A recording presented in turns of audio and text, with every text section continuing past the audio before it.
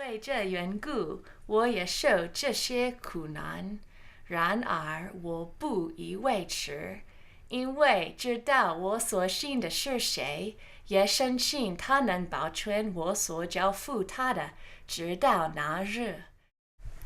This is 2 Timothy 1:12 in Chinese, and I printed this out when I was going through a time when I was just depressed about having had to leave China and knowing that after all of that, I could probably never go back because my lungs are still my lungs.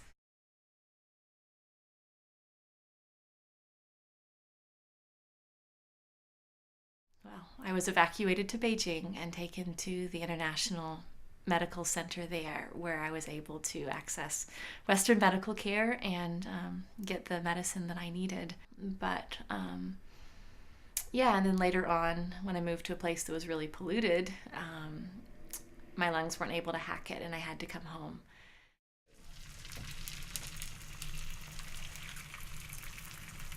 I have never preached in a Sunday morning service before. I have preached twice in my life, and both times were in homiletics class, to a total of, I believe, 9 people each time, the same 9 people. There will be more than 9 people there today. It's kind of hard to explain, but it was like my China experience is also taken up into his purposes, and I can find comfort in that. So as you just relax, don't get, too tense, and just know that God's in control. Okay, good. Let's say a word of prayer here. I'm grateful for the opportunity I have today to preach and to try on that role and see what it feels like in real life. I'm excited about my sermon. I need to hear it, and if I need to hear it, then probably other people need to hear it too. And I do feel like it contains words that God gave me to say. So here we go. The traveling distance from Egypt to Canaan is not terribly far if you look at a map.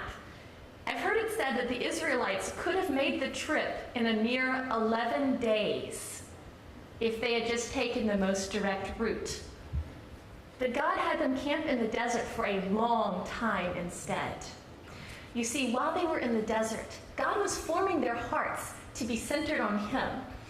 They could have actually entered the Promised Land much earlier, but they in fact needed more time in the desert. When I look back at those times in my life, I find there was usually one thing about which I was completely clear, and that was the fact that I needed God. I needed Him to provide for me because there were no other possible sources of provision. I needed Him to be the core central focus of my life because otherwise everything was just going to fall apart. It does seem that those times when everything around us is falling apart are the times when the center is most clear and holds most true, doesn't it? Let's pray. Gracious God,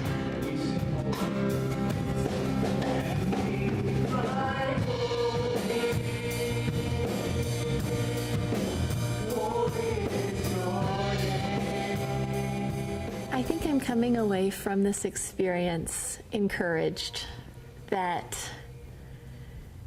it does work, that I can preach in a church to a whole lot of people, and that it feels right, and it feels like me, and it feels like what I'm supposed to be doing.